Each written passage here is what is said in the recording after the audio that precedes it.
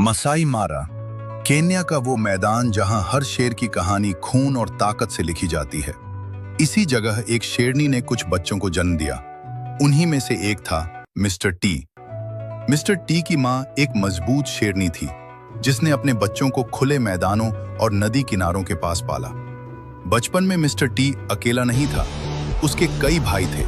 Scar, Murani, Hunter, सीकियो, ये सब साथ खेलते, एक दूसरे पर झपटते और धीरे धीरे शिकार की ट्रेनिंग लेते। माँ उन्हें सिखाती थी कब छिपना है, कब हमला करना है और कब पीछे हटना है। इलाका छोड़ने का समय।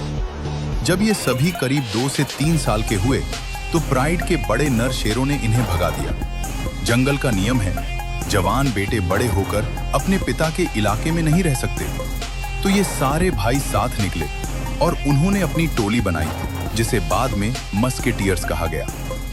मस्केटियर्स ने पहले छोटे छोटे इलाकों में लड़ाई की।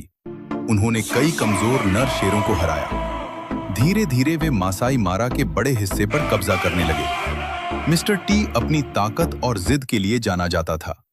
उसके चेहरे के निशान बताते थे कि वो हर लड़ाई में आगे रहता था। लेकिन हर राजा का एक दुश्मन होता है। कुछ साल बाद एक और ताकतवर नर शेरों का समूह सामने आया। इनसे भयानक लड़ाई हुई। दिन के उजाले में दहाड़, रात में अचानक हमले। कई बार मस्केटियर्स जीते, लेकिन धीरे धीरे उनकी ताकत कम होती गई। आखिरकार नए शेरों ने उनका इलाका छीन लिया। कुछ भाई मारे गए, कुछ बिखर गए और मिस्टर टी अकेला पड़ गया। आखिरी सफर। जो शेर कभी अपने भाइयों के साथ चलता था, अब अकेला मैदानों में घूमता था। राज चला गया, झुंड चला गया, लेकिन उसकी चाल में अब भी वही रौब था। और फिर एक दिन उसकी कहानी भी मासाई मारा की मिट्टी में मिल गई। मिस्टर टी की कहानी हमें सिखाती है, जंगल में ताकत जरूरी है, लेकिन वक्त उससे भी ज्यादा ताकतवर होता है। अगर यह वीडियो पसंद आई हो तो लाइक और सब्सक्राइब करना न भूले।